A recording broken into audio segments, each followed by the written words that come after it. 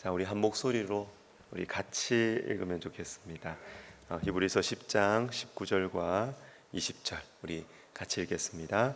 그러므로 형제들아 우리가 예수의 피를 힘입어 성소에 들어갈 담력을 얻었나니 그 길은 우리를 위하여 휘장 가운데로 열어놓으신 새로운 살 길이요 휘장은 곧 그의 육체니라.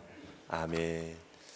우리 오늘 말씀을 전해주실 우리 손동신 목사님, 우리 교회 협동 목사님이시고 그리고 선교학을 가르치시는 우리 교수님, 그리고 석사, 박사를 길러내는 우리 전문대학 원장님으로 이렇게 학교를 충성스럽게 잘 섬기시는 우리 귀한 목사님이십니다.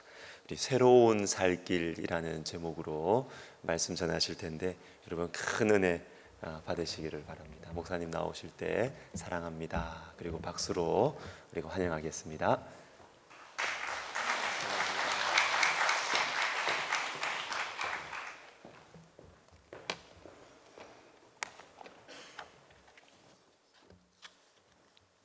인류 역사에서 가장 큰 사건은 아마 성탄절과 부활절입니다.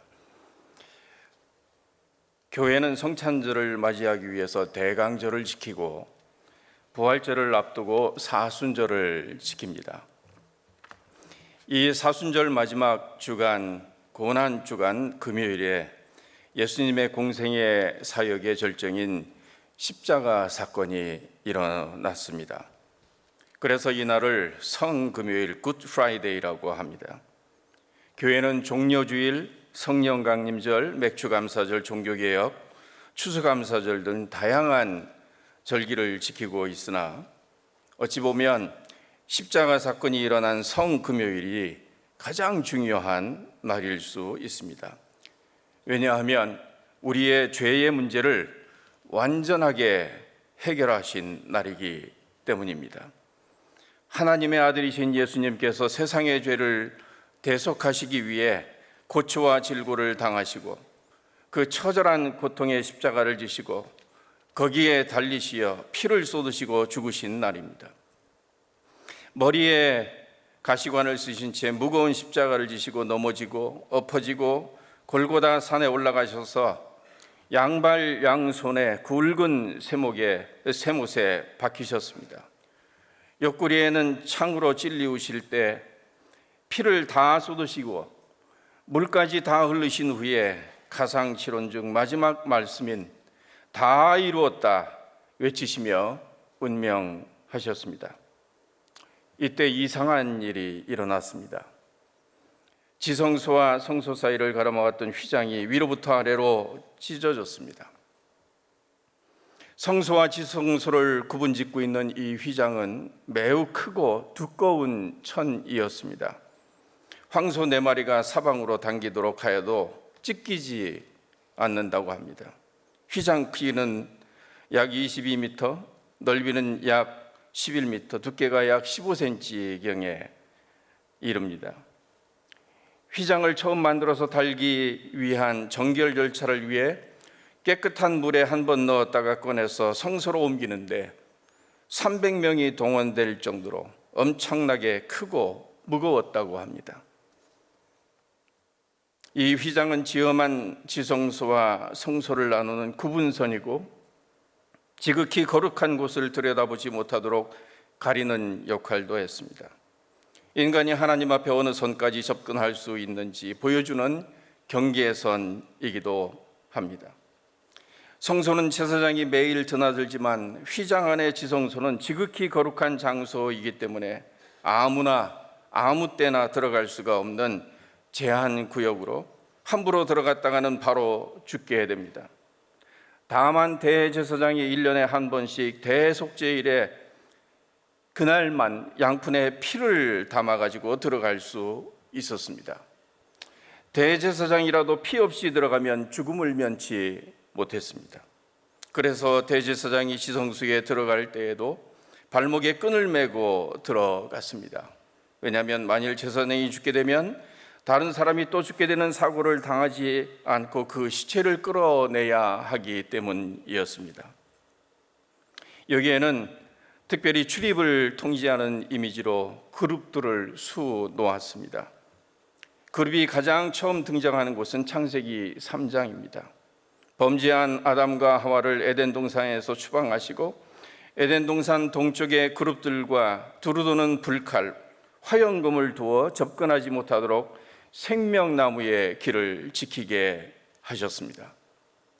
죄는 하나님과 사람 사이를 갈라놓았고 영원한 생명으로부터 단절되게 했습니다. 그리고 그 거룩하신 하나님께 가까이 접근조차 하지 못하게 하셨습니다. 지성소의 휘장은 인간의 죄의 실제와 단절된 하나님과의 관계의 실상, 즉 영적 죽음을 그대로 보여주고 있습니다. 하나님이 거하시는 거룩한 곳, 영원한 생명이 있는 그곳에 죄인인 인간은 더 이상 진입할 수 없습니다. 휘장의 수놓아 새겨진 그룹은 마치 에덴 동산의 생명나무의 접근을 통제하듯 사람들의 출입을 가로막고 있는 것입니다. 거룩하신 하나님과 범죄한 인간 사이를 갈아놓는 죄의 담을 상징하는 그 휘장이 예수님께서 우리의 죄를 위한 속죄 제물로 죽으시는 순간 찢어진 것입니다. 이 증언은 마태복음 27장, 마가복음 15장, 누가복음 23장 45절에 기록되어 있습니다. 예수께서 큰 소리를 지르시고 숨지으시니라. 이에 성소 휘장이 위로부터 아래까지 찢어져 둘이 되니라. 이것은 성막 휘장이 아니라 예수님 시대에 있었던 헤롯 성전의 휘장입니다. 이런 두꺼운 휘장이 위에서 아래로 자연적으로 찢어질 가능성은 전혀 없었습니다. 아무리 힘센 어른들이 달라붙어 당기어도 이것을 찢기란 불가능한 것이었습니다. 그래서 예수님께서 십자가에 못 박혀 숨을 거두실 때 성소의 휘장이 찢어진 사건은 유대인에게 있어 너무 놀랍고 큰 사건이어서 그래서 이것을 기적이라고 합니다. 히브리서는 이 휘장이 찢어진 사건의 영적 의미를 명쾌하게 설명합니다. 그러므로 형제들아, 우리가 예수의 피를 힘입어 성소에 들어갈 담력을 얻었나니 그 길은 우리를 위하여 휘장 가운데로 열어놓으신 새로운 살 길이요 휘장은 곧 그의 육체니라. 만일 히브리서가 없었다면 성막, 성전, 율법 등 이 구약의 중요한 주제들이 어떻게 그리스도와 복음으로 연결되는지 알 수 없었을 수도 있었습니다. 이런 측면에서 히브리서는 구약에서 그리스도와 복음을 발견하는 지침서와 같다고도 합니다. 성전의 휘장은 예수 그리스도의 육체를 상징하고 그가 돌아가실 때 휘장이 찢어진 것은 그동안 죄로 인하여 출입이 통제되었던 지극히 거룩한 하나님 앞에 예수님의 피를 힘입어 누구든지 들어갈 수 있게 되었다고 증거합니다. 인간은 죄로 인하여 영원한 생명으로부터 격리되어 하나님 앞에 도무지 나갈 수 없는 그런 존재입니다. 율법 안에서는 주시는 은혜는 한계가 있어 끊임없이 제사를 드려야 했고 대리자인 제사장을 통하여 하나님을 간접적으로 만나되 대제사장조차 원하는 만큼 언제나 하나님을 만날 수 있는 것도 아니었습니다. 개인이 언제든지 하나님의 임재 가운데로 간다는 것은 상상할 수도 없었습니다. 가도 끝이 없이 가야 하고 해마다 들어가야 했습니다. 그리고 그 길은 해마다 짐승을 잡아 피를 가지고 들어가야 하는 길입니다. 그러나 하나님께서는 대속제물과 대제사장이신 예수 그리스도께서 자신을 단번에 제물로 드려 영원한 속죄를 이루셨고 출입이 금지된 막힌 담을 허물어 휘장 가운데로 새롭고 산 길을 열어 놓으셨다. 마태복음 26장 28절에서는 이것은 죄 사함을 얻게 하려고 많은 사람을 위하여 흘린 바 나의 피 곧 언약의 피니라 말씀하고 있습니다. 지성소는 단순한 성막의 한 부분이 아니라 이곳은 하나님이 계신 곳입니다. 여호와의 영광이 있는 곳입니다. 지성소와 비교할 수 없는 감히 죄인이 갈 수 없는 영원한 생명과 하나님 나라, 하나님을 의미합니다.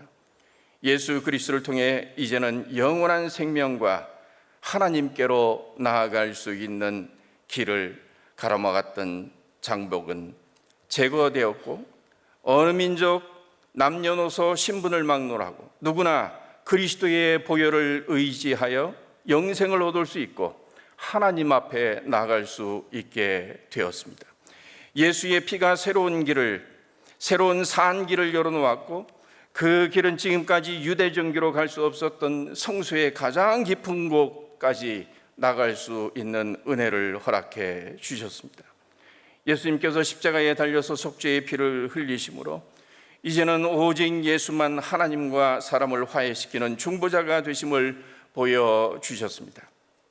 그래서 이제는 더 이상 제사장의 의지해서가 아니라 예수님을 중보자와 그리스도를 믿는 믿음으로 모든 사람이 스스로 하나님 앞에 나아가는 일이 가능하게 되었습니다. 예수님이 열어놓으신 길은 새로운 길이고 산 길입니다. 짐승을 잡을 필요도 없고 피를 흘릴 필요도 없습니다. 예수님이 대신 죽으셨고 피를 흘리셨기 때문입니다. 예수님은 단 한 번의 제사로 완전하고 영원한 제사를 드렸습니다. 예수님은 살리는 길, 생명의 길이십니다. 감히 죄인이 갈 수 없는 영원한 나라에 갈 수 있는 길을 열으셨습니다. 요한복음 14장 6절에서 내가 곧 길이요 진리요 생명이니 나로 말미암지 않고는 아버지께로 올 자가 없느니라. 사도행전 4장 12절은 다른 이로서는 구원을 받을 수가 없나니 친히 사람 중에 구원을 받을 만한 다른 이름을 우리에게 주신 일이 없습니다. 성소에 들어가는 길은 새로운 길입니다. 이전에는 들어갈 수 없었던 길이었기 때문에, 구약 시대에는 없었던 길이기 때문에 새로운 길이고, 성소에 들어가는 길은 이제 산 길이 되었습니다. 그 길이 우리를 인도하시는 산 길입니다. 개역개정에서는 산 길이라고 해서 우리가 영원히 살 길이라고 번역했으나 원어의 뜻은 그 길 자체가 살아있는 길이라는 뜻입니다. 그 길이 살아있는 길이니 우리가 그 길에 있기만 하면 그 길은 우리를 영원한 나라로, 영생으로, 하나님 나라로 인도합니다. 성소에 들어가는 길은 그의 육체의 휘장을 통한 그 길입니다. 찢어진 휘장처럼 그리스도의 몸이 십자가 위에서 찢어지심으로 우리는 성소에 들어가서 하나님을 볼 수 있게 되었습니다. 우리가 하나님 앞에 나아갈 자격은 피 흘리신 예수 그리스도의 십자가를 통해 우리들에게 주어졌습니다. 주께서 우리가 받을 벌을 모두 다 받으셨으므로 죄에 대한 모든 빚이 다 갚아졌습니다. 우리의 죄는 모두 용서되었고 뿐만 아니라 예수님의 완전하신 의를 우리에게 선물로 주셨습니다. 그러므로 우리는 예수님처럼 완전한 자로 인정받아 하나님 앞에 나아갈 수 있게 되었습니다.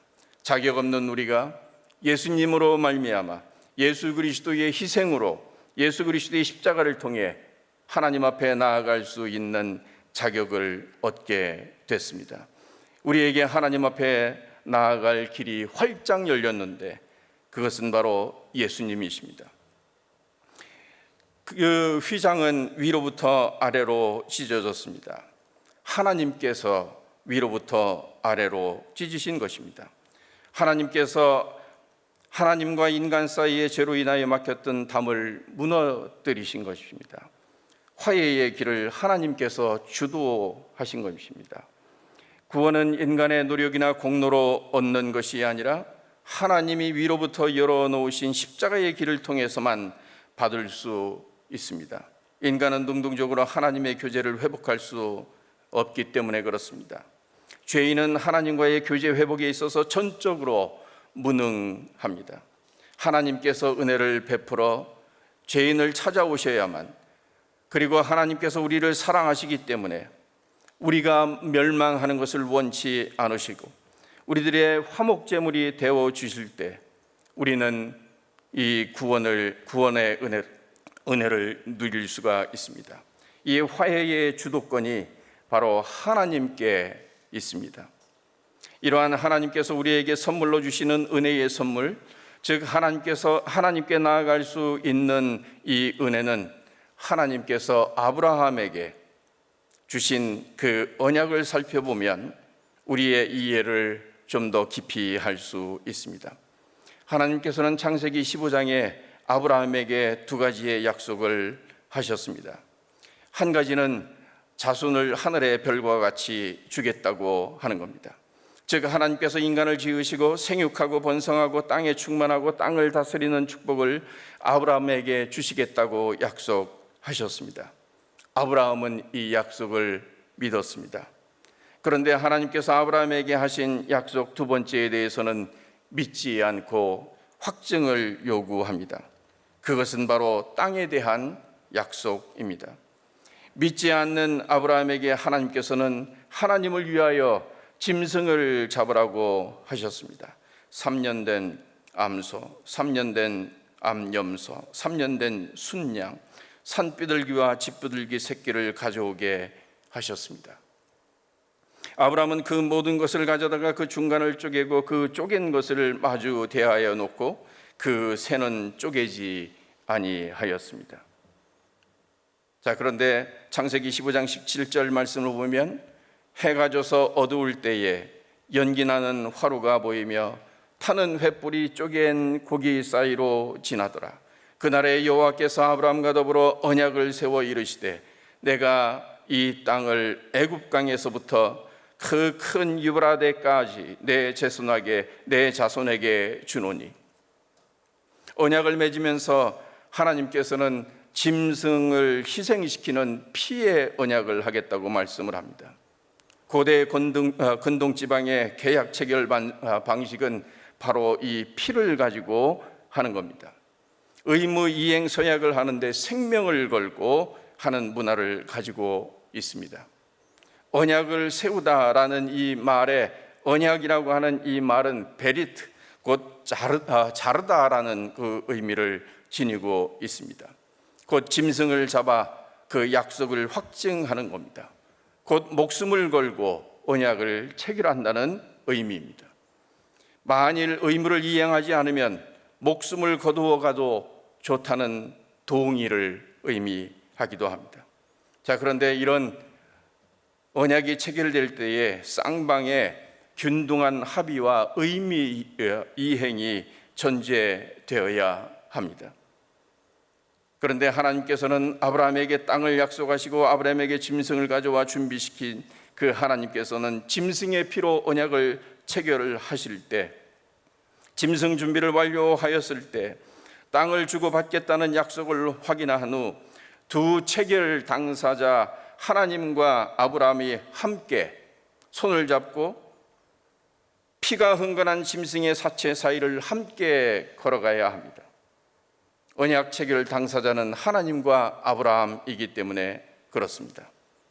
그런데 이 장면에서는 언약 체결 당사자인 아브라함과 하나님이 함께 쪼개진 고기 사이로 지나가지 않고 저녁에 연기나는 화로와 타는 횃불이 쪼갠 고기 사이로 지나고, 그리고 하나님께서 아브라함에게 내가 이 땅을 내 자손에게 주겠다고 말씀하시고 언약을 체결하셨습니다. 이것은 무엇을 의미합니까? 땅을 주시겠다고 하는 약속은 하나님께서 우리와 쌍무계약을, 서로 쌍방 간의 의무를 통해서 체결하는 그런 성취하는, 이 체결에서 성취하는 것이 아니라 하나님께서는 주권적으로 일방적으로 전적인 은혜로 하나님의 생명, 하나님의 피를 걸고 하는 약속이라는 사실을 의미합니다. 땅, 천국은 하나님께서 약속하시고 하나님께서 일방적으로 주권적으로 은혜로 주셔야 하는 겁니다. 쌍무계약이 아닌 편무계약을 통해서만 가능합니다. 우리는 하나님께 나아갈 수 없는 무자격자들이기 때문에 그렇습니다. 우리를 이 계약에, 언약에 참여시키지 않으시고 하나님 자신의 목숨, 생명을 걸고 우리에게 천국, 땅을 주시겠다고 하는, 하나님 나라를 주시겠다고 하는 그 은혜를 베풀어 주신 것입니다. 아브라함의 언약 체결 사건을 통해 우리에게 말씀하고자 하시는 것은 구속사적인 의미입니다. 하나님 나라는 하나님께서 주권적으로 전적인 은혜로 인해 예수 그리스도의 피 흘림을 통해 우리에게 주어집니다. 이처럼 히브리서에서 증언하는 예수 그리스도의 십자가 사건에서 발생한 휘장 찢김 사건과 땅을 약속하시고 아브라함과 맺으신 하나님의 언약 체결은 구속사적으로 상호 의미론적 연계성이 있습니다. 이 세상 사람들은 길을 찾는 인생인 것 같습니다. 어떤 사람들은 성공을 위해서 길을 찾고, 행복하기 위해서 길을 찾고, 풍요롭기 위해서 길을 찾기도 합니다. 평화를 위해서 길을 찾기도 합니다. 어떤 사람들은 종교에 몰입하기도 합니다. 길을 찾기 위해서. 종교도 어떤 면에서 길을 찾고 있는 것 같습니다. 그래서 여러 가지 종교 행위를 합니다. 현대인들은 이 길을 찾고 있는데 방황하고 있는 것 같습니다. 길을 못 찾아서. 제가 검색을 하나 해보니까 G.O.D가 노래한 길이라고 하는 것이 있는데 이런 가사가 있습니다. 내가 가는 이 길이 어디로 가는지, 어디로 날 데려가는지, 그곳은 어딘지 알 수 없지만 오늘도 난 걸어가고 있네. 사람들은 길이 다 정해져 있는지 아니면 자기가 자신의 길을 만들어 가는지 알 수 없지만 이렇게 또 걸어가고 있네. 다 읽어드리고 싶은데 시간 관계상, 그리고 이 아침에 우리를 슬프게 할 것 같아서 더 읽지 않습니다. 그런데 계속 이런 말이 나옵니다. 알고 싶지만 아직도 답을 내릴 수 없네. 걷고 싶지만 아직도 나는 자신이 없네. 비관적인 노래를 읊조리는 것 같습니다. 방황하는 현대인들이, 그리고 방황하고 있는 우리 젊은 세대들이 이 모습인 것 같습니다. 이런 가슴으로 살아가는 것 같습니다. 길 아닌 것을 추구하고 있는 현대인들의 모습도 우리는 어떠한지 잘 알고 있습니다. 우리 그리스도인들은 이들을 향하여 할 말이 있습니다. 십자가에 달려 돌아가셔서 우리를 위하여 모든 것들을 다 내어주신 그분께서 나는 길이요 진리요 생명이라고 말씀하십니다. 이 세상에 내가 길로 왔다고 말씀을 하십니다. 휘장 가운데에 열어 놓으신 그 길이라고, 산 길이라고, 그리고 영원한 길이라고 말씀을 하고 있습니다. 새로운 길이라고 말씀을 합니다. 우리는 오늘 이 아침에 하나님의 말씀을 통해서 이런 몇 가지를 좀 깨달았으면 좋겠습니다. 첫 번째, 예수 그리스도의 십자가 희생을 통해 새롭고 산 길이 열렸다는 사실입니다. 이것은 자격 없는 우리를 위해 하나님의 전적인 주권적인 편무계약, 은혜에 의해서 주어진 선물임을 다시 한번 기억했으면 좋겠습니다. 이러한 하나님의 사랑으로 우리가 죄 사함 받아 우리가 의로운 백성, 하나님 나라 백성이 되었음을 곰곰이 생각하며 오늘 아버지 앞에 감사했으면 좋겠습니다. 예수 그리스도의 십자가 사건을 통해 우리에게 활짝 열어주신 하나님 나라의 길로 담대히 달려나가는 우리가 됐으면 좋겠습니다. 그리고 우리의 구원을 완성해 갔으면 좋겠습니다. 그리고 마지막으로 영원한 하나님의 나라는 하나님께서 예수 그리스도를 십자가에 내어주심으로 찢기고 상하여 베풀어 주신 새롭고 산 길이므로 이 길로 우리 백석학원의 청년들이, 우리 민족이, 그리고 모든 족속, 만민, 열방이 영생을 얻도록 알리고 초청한 일에 우리가 함께 매진했으면 좋겠습니다.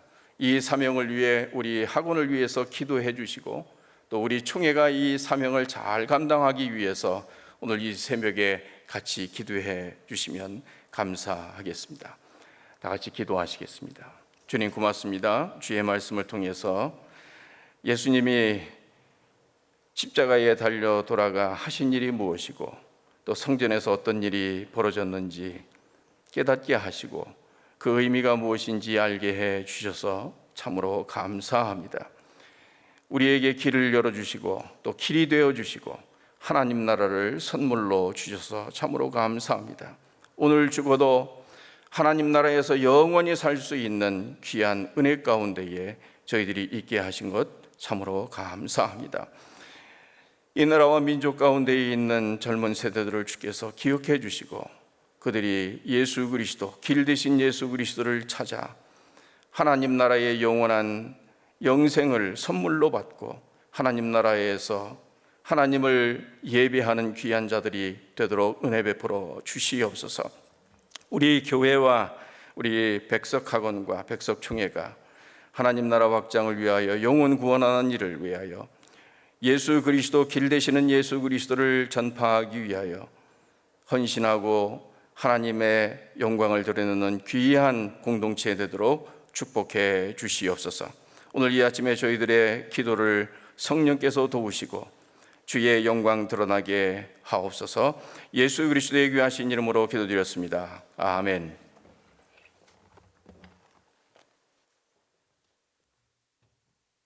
우리 귀한 말씀 들었습니다. 우리 같이 기도하면 좋겠습니다.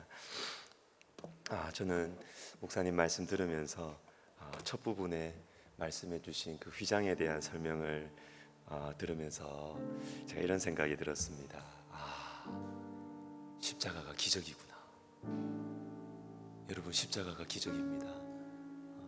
최고의 기적은 십자가입니다. 십자가. 어떻게 하나님이 인간이 되실 수 있습니까? 그것도 모자라서 어떻게 하나님께서 인간을 위해 죽으실 수 있습니까? 최고의 기적은 십자가예요. 최고의 기적. 우리 마음속에 이 십자가의 이 기적을 우리가 받았으니 감사했으면 좋겠어요. 우리가 맨 먼저 기도할 것은 하나님, 저에게 이 기적을 허락해 주셔서 감사합니다. 그 두텁고 무겁고 질긴 그 휘장을 찢으시고 우리와 화해해 주신, 우리를 용서해 주신 우리 하나님, 우리를 위해서 죽어 주신 그 주님의 사랑, 주님이 최고의 기적을 주님 우리에게 허락해 주셔서 감사합니다. 우리가 감사의 기도를 먼저 드렸으면 좋겠습니다. 기도하겠습니다. 하나님 아버지, 감사합니다. 주님, 우리에게 주어진 최고의 기적, 오 하나님 아버지, 십자가, 이 십자가, 이 하나님의 은혜, 하나님의 사랑, 하나님의 선물, 오 하나님 아버지, 우리가 감사합니다. 주님, 십자가가 기적이라는 것을 잊어버리고 하나님, 다른 것들이 기적이고 다른 것들이 더 큰 기적이라고 생각하며 살아갔던 저희들입니다. 하나님 아버지, 주님께서 우리를 낫게 해주실 때도 십자가에 피 묻은 손으로 우리의 병을 고치시고, 주님께서 우리를 가난에서 이끌어 우리로 부욕해 하실 때도 주님께서 피 묻은 십자가의 손으로 우리를 불쌍히 여김으로 우리에게 풍요로움을 주시고, 오 하나님 아버지의 관계의 어려움으로 우리가 용서하고 용서받는 이 은혜를 주실 때에도 예수님의 십자가의 피 묻은 손으로 우리로 하나 되게 하시고 화평케 하시는 것을 하나님 아버지, 우리가 알게 하여 주시옵소서. 오 하나님 아버지, 우리의 마음속에 감사가 회복되게 하여 주시고, 다른 무엇 이전에 최고의 기적이신 이 십자가의 은혜로, 이 십자가의 사랑으로, 이 십자가의 기적, 최고의 기적으로 우리가 감사할 수 있도록 우리 하나님 은혜를 베풀어 주시옵소서. 오 하나님 아버지, 감사합니다. 주님 감사합니다. 주님 감사합니다. 여러분, 또 한번 기도했으면 좋겠습니다. 사람들은, 그리고 우리 주변에 있는 여러 사람들, 그리고 우리들도 가끔 그런 생각을 할 때가 있는 것 같아요. 하나님을 떠나가면, 하나님을 조금 멀리하면 편하겠지. 이런저런 귀찮은 거 없겠지, 좀 자유롭겠지, 이런 삶을 생각을 하는 것 같아요. 그런데 여러분, 이상합니다. 잠깐 편하고 잠시 자유롭다가 언젠가는 그 마음의 허무함 때문에, 그 마음의 가난함 때문에 참 많이 힘들어져요. 잘 사는 것 같은데 못 살아요. 우리 목사님 마지막에 이런 말씀하셨습니다. 우리에게는 할 말이 있습니다. 우리가 해줄 말이 있다는 거예요. 사람이 정말로 행복하기 위해서, 사람이 정말로 의미 있는 삶을 살기 위해서, 사람이 정말로 자유와 평안을 누리기 위해서 예수님께로 가야 된다는 거죠. 십자가로 가야 된다는 것이죠. 우리는 할 말이 있습니다. 우리 시간 두 번째로 기도하기를 원하는 것은 우리 가까이에 있는 전도할 영혼들 있지요. 자녀들입니까? 배우자입니까? 자주 만나는 친구들입니까? 형제 자매들입니까? 우리가 해줄 말이 있어요. 우리가 해줘야 할 말이 있어요. 네가 진짜 살 수 있는 길은 여기에 있다고. 실증 나겠지, 내가 이야기하면. 내가 얘기하는 것이 지긋지긋하겠지. 그러나 여기에 살 길이 있다고. 여기에 살 길이 있다고. 여기에 자유가 있다고. 행복이 있다고. 네가 찾는 행복이 여기에 있다고. 여러분, 또 말해줍시다. 또 말해줍시다. 사명을 가진 사람은 또 말할 수 있습니다. 비난을 받아도 또 말할 수 있습니다.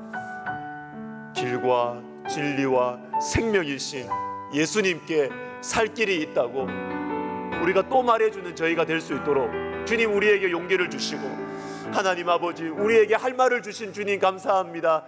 내 가까이에 있는 전도할 영혼들 우리가 생각하면서 우리 같이 한번 기도하겠습니다. 하나님 아버지 감사합니다.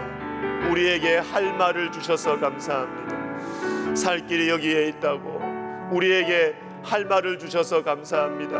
많이 거절당했습니다. 많이 거절당했습니다.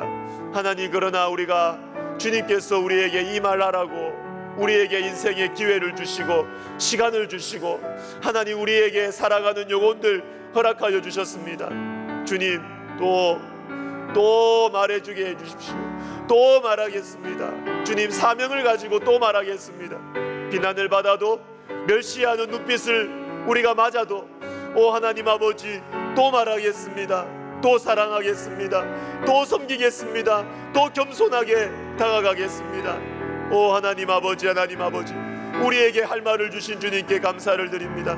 하나님, 가까이에 있는 가족들, 그리고 친지들, 형제들, 친구들, 그리고 우리 캠퍼스, 하나님 아버지 우리 주변의 사람들, 오 하나님 아버지 우리에게 주신 길과 진리의 생명 되신 예수 그리스도를 우리가 또 말하겠습니다. 주님, 우리가 또 말하겠습니다. 오 하나님 아버지, 하나님 아버지, 우리에게 할 말을 주신 주님, 우리에게 참된 행복과 자유와 기쁨과 영원한 생명의 길을 허락하여 주신 주님, 오 하나님 아버지, 우리가 또 말하겠사오니 주님이여 그 영혼들을 주님께로 이끌어 주시옵소서. 주님, 구원하여 주시옵소서. 주님, 구원하여 주시옵소서. 오 하나님 아버지, 구원하여 주시옵소서. 주님, 우리 교회와 우리 학교와 우리 총회를 주님께서 사용하여 주시고, 특별히 우리 부활절 음악회와 그리고 5월 25일 우리 브릿지 전도 집회를 주님 사용하여 주셔서 오 하나님 아버지, 또 우리가 또 말할 수 있도록, 하나님 아버지여 무시당해도 거절당해도 또 말할 수 있도록 우리가 아버지 하나님이여 우리에게 주신 이 전도자의 사명을 충성스럽게 감당할 수 있도록 우리 하나님이여 도와주시고, 우리의 입술을 여시고 우리의 심령을 새롭게 하여 주시옵소서.